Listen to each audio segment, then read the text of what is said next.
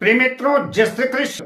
मुहूर्त ज्योतिष पर मैं आचार्य डॉक्टर विष्णु कुमार मिश्रा आपका बहुत बहुत स्वागत करता हूं।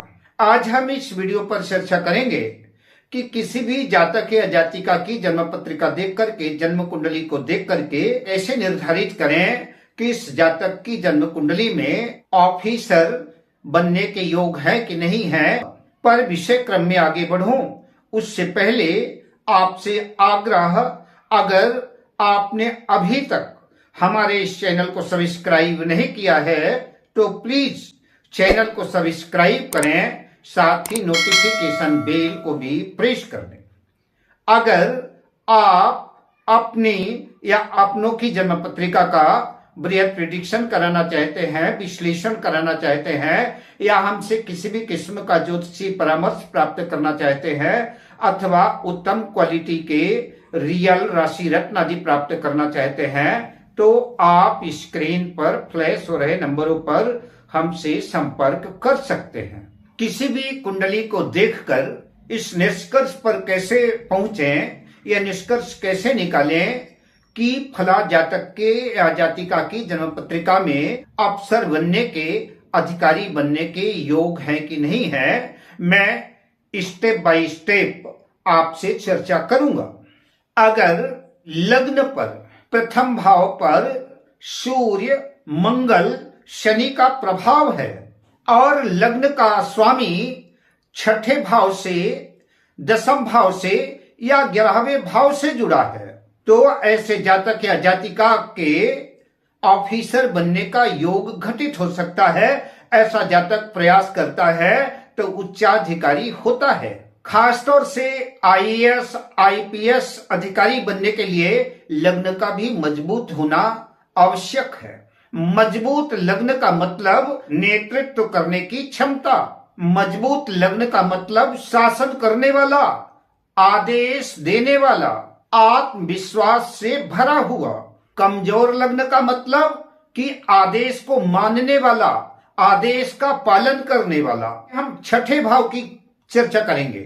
छठा भाव आपकी सफलता का द्वार है। इस छठे भाव से, इस द्वार से गुजरे बिना उच्चाधिकारी बनना संभव नहीं है, क्योंकि छठा भाव प्रतियोगिता का भाव है, कंपटीशन का भाव है, प्रशासन का और कानून का भी भाव है।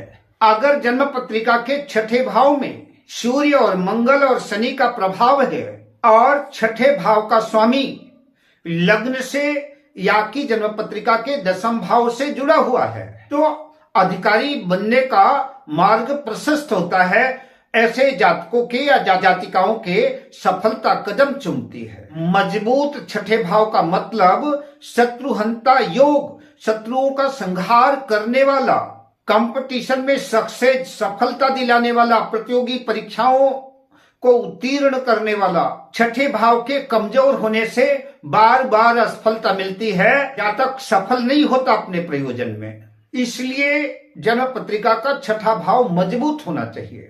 यूपीएससी या स्टेट सर्विस एग्जाम, पीसीएस बिना छठे भाव के मजबूत हुए बिना इन प्रतियोगी परीक्षाओं में सफलता मिलना मुश्किल है। तीसरे चरण में दसम भाव की चर्चा करेंगे। दसवां भाव कैरियर का, पद प्रतिष्ठा का, मान सम्मान का, अधिकार का भाव है। दसम भाव में सूर्य, शनि और मंगल का प्रभाव हो। सूर्य और शनि का मतलब प्रशासन। दसम भाव के स्वामी का संबंध लग्न से हो, छठे भाव से हो और दसम भाव सक्रिय हो, तो ऐसा जातक या जातिका निश्चित रूप से उच्चाधिकारी बनते हैं। इनके जन्म पत्रिका में ऑफिसर बनने का योग घटित होता है। अगले स्टेप की बात करें तो जन्म पत्रिका में सूर्य मजबूत होना चाहिए। अपनी उच्च राशि मेष राशि में हो, सिंह राशि में हो, दिग्वली हो, मजबूत हो। मजबूत सूर्य के बिना यूपीएससी या स्टेट सर्विस एग्जाम में सफलता मिलना संभव ही नहीं है। आईएएस, आईपीएस अधिकारी बनने का योग घटित ही नहीं हो सकता।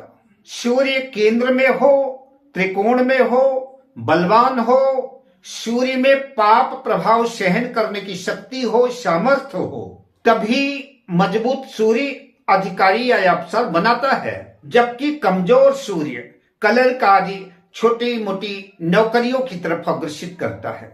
अगले स्टेप की बात करें, जब नौकरी का समय हो, कंपटीशन का, प्रतियोगिताओं का समय हो, चयन के लिए जा रहे हो, उस वक्त सूर्य, शनि, मंगल, गुरु की दशा अंतर्दशा उस समय होनी चाहिए। छठे भाव और दसम भाव से जुड़ी हुई दशा अंतर्दशाओं पर भी अच्छा प्रभाव पड़ता है। ये दशाएं भी जो है सफलता की तरफ ले जाती हैं। इसी समय चयन और पोस्टिंग संभव है।